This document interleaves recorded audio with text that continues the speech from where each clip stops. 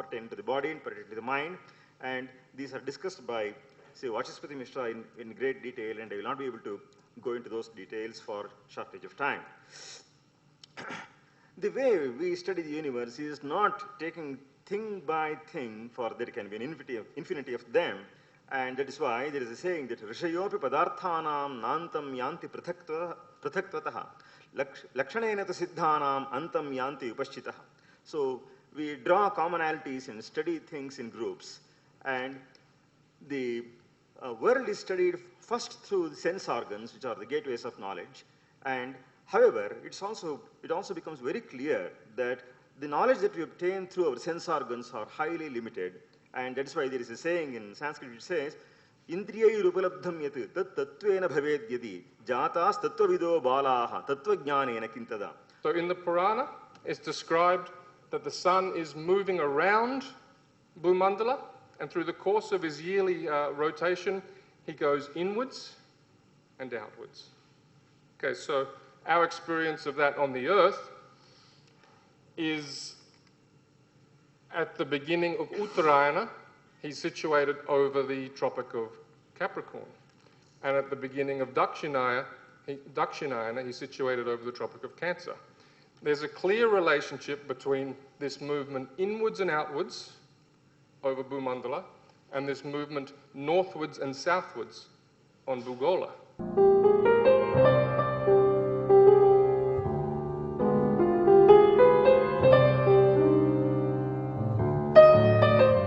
Whole process of creation is a parampara, that is from air, from Manas to Akasha, from Akasha to all those 5 tattvas. That each one is a successive one contains the earlier one. The basic point which Badarayana says is, from matter you can't have intelligent beings. Intelligent creation cannot come from the matter. The creator has to be different from the world which he prepares. Kala and this, Akasha and Kala, space and time, that it is taken both as you can take it as a Nitya, as a Pravaha Rupa, that is as a stream of this, or you can take it as a Anitya. Similarly, Avyakta Akasha or Vyakta Akasha, which is a Bhutakasha. So you have the both alternative. This is another important contribution for understanding cosmology from Badarayana's the various interpretations between the 3 acharyas, but still we have to find some commonality which generally will help us in understanding the whole creation, sustenance and the dissolution. If we take up psychology, it is a case study of the patients, like that the methodology which we adopt differs from subject to subject, and even within the same subject the method cannot be the same. For example, we use magnifying glass, a microscope and a telescope in physics, but where we use a magnifying glass to see the lines on my hand, I can't use it for viewing the stars, or the telescope for seeing the lines on my hand. So the method must be compatible with the material that has to be analyzed. And science proceeds on the basis of observation and experiment and a study of all the phenomena that have to be analyzed. Now in religion, the methodology is Shraddha and Bhakti. And here, these are matters of faith where you cannot ask for proof. If I just take a Saligrama and say, this is God, it is God for me, or if I take a Shivlinga and say, this is God for me, or just a stone there and say, this is, it has to be accepted, because these are matters of faith, and to ask for proof over there is not a sensible attitude to adopt. And then in philosophy also, here the method that we use is reason and argument, yukti and tarka.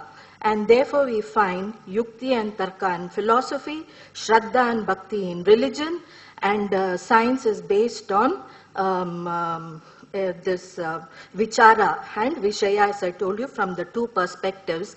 But the ultimate umpire is anubhuti, or personal experience. And here we find that there are 2 kinds of knowledge in Indian philosophy, aparoksha jnana and Paroksha Jnana, that is theoretical knowledge and experiential knowledge. So all knowledge, if it is theoretical and it pertains to the empirical phenomena, known through the 6 pramanas, pratyaksha, anumana, upamana, shabda, artha, pati, anupalabdhi, it is called as aparavidya. And paravidya is realization, God realization, which is intuitive. All other knowledge got through the senses and mind are intellectual and got through the channels of the senses and the mind. Now suppose we take up Indian philosophy, there is a 4-fold classification of knowledge, Anvikshiki, Trayi, Varta and Dandaniti. And if we take up this difference between Anvikshiki and Trayi, that shows that rigorous academic philosophy, which we call Nyaya Vidya, can be placed under Anvikshiki, and the scriptural literature, all that can come under Trayi, which is Adhyatma Vidya. So this is the last session in which there can be participation between the panelists here, so and the audience. So then we'll be having the valedictory section. So it is not necessarily across disciplines, but even within discipline. The point I want to convey here is, ekam sad vipraha bahudha vadanti. When you say visheshataha ye jnatavantaha ye cha pravajanam kartum prabhavantaha te bahudha vadanti, that is the kind of interpretation that was given by our learned scholar. It is completely acceptable to me. So it is not necessarily between disciplines like Sankhya, Yoga, Nyaya and modern physics and all that. Even within Advaita there are various schools. So that's why he says, Prachinair vyavahara siddha vishayeshu atmaikya siddhau param sannahyadbhihi anadarat saranayo nanavidha darishitaha. I mean, first step, I just started. As far as the cosmology is concerned, it is my vision for the past 30 years. Of course, in our research center, we are doing something about cosmology. And now, you all, after seeing your people assembling here and giving talk, and so many interact, I'm getting tonic from your side.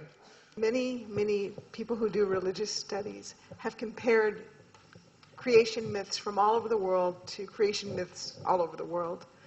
And yes, there's always things that you can find that are the same, and there's many things that you can find that are different.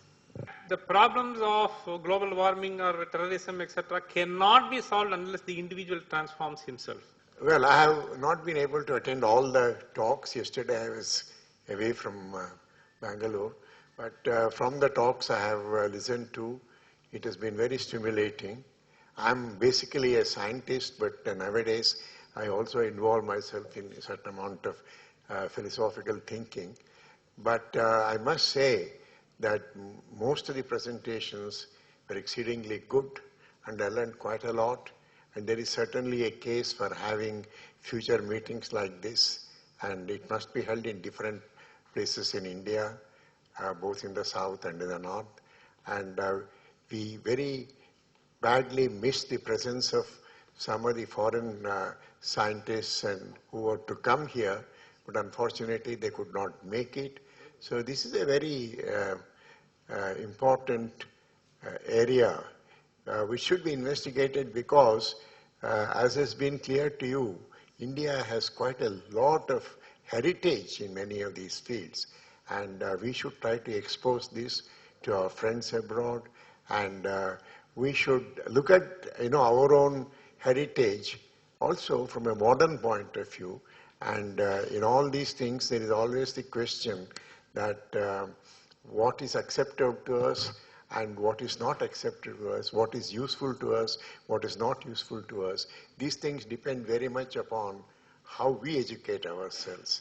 So I would like to congratulate Mr. Devnath for organizing this conference here, and I'm particularly happy that this has taken place in this National Institute of Advanced Studies. Thank you.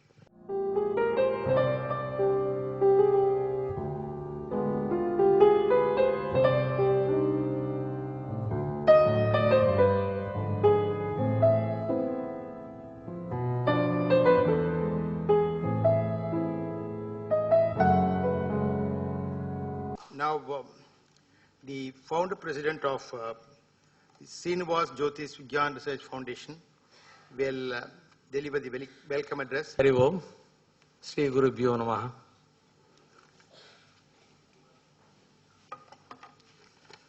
On behalf of the organizing committee and on my personal behalf, I welcome you all to the global conference on this cosmology.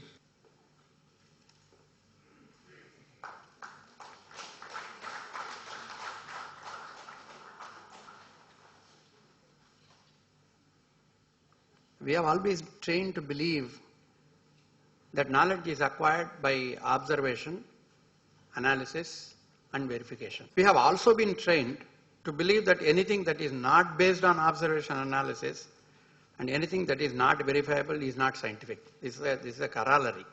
Now, what these people who believe in reverse pharmacology do, what do they say? They say, okay, I know for this disease, Ayurveda uses this product, formulation. It's a natural plant-based product or anything, it doesn't matter. I know it works. But it has not been analyzed in the way this tradition, the modern system looks at it. What are the active ingredients in this? What is responsible for this? What gives this particular effect? So isolate the active ingredients. Then convert it into a modern formulation. This message has to go to the youngsters, to the scientists, to the intellectuals, to everyone, including the common man. That they could enrich each other has been demonstrated in some places. That message has to spread. I think this is the most important need of the hour. On the whole, I am very happy that this conference has taken place in NIAS, because the National Institute of Advanced Studies is a multidisciplinary research area institution, and therefore we are very happy that this conference has taken place here. We have learnt a lot. And I must now congratulate Devnath Acharya for organizing such a meeting. And I am amazed at his capacity of organization, because he practically single-handedly did most of the things. At one stage, I was quite, skeptical about the whole thing, because even in last week, you were worried about many things. But he worked miracles, and I must really congratulate him on this. So personally, I am very happy that this conference has been held here, and I feel very happy about the outcome of the conference. Thank you. The world is, physical world is a given. There is a physical world of substance. I have spent 50 years of my life doing research to the question as to what is matter, said the nuclear physicist and a former director of the Max Planck Institute. And he said, the outcome of my research is that matter does not exist. Congratulate Dr. Acharya for this very imaginative and what I might call a very adventurous step that he has taken to organize a conference on a theme of this kind is next to impossibility in this country. Ladies and gentlemen, respected Chairman and Founder President of Srinivas Jyotish Vigyan Research Foundation, Most Honorable Justice M.N. Venkatachalaya, former Chief Justice of Supreme Court of India, Professor V.S. Ramamurthy, Director, former Secretary, Department of Science and Technology, Professor B.V. Srikandan, Chairman of Technical Committee. Thanks to respected Sri Balaji, Organizing Committee Member, Professor Ramasubramaniam, IIT Bombay, Sri Suryanarayanji, Most Senior Pracharak, all speakers and delegates.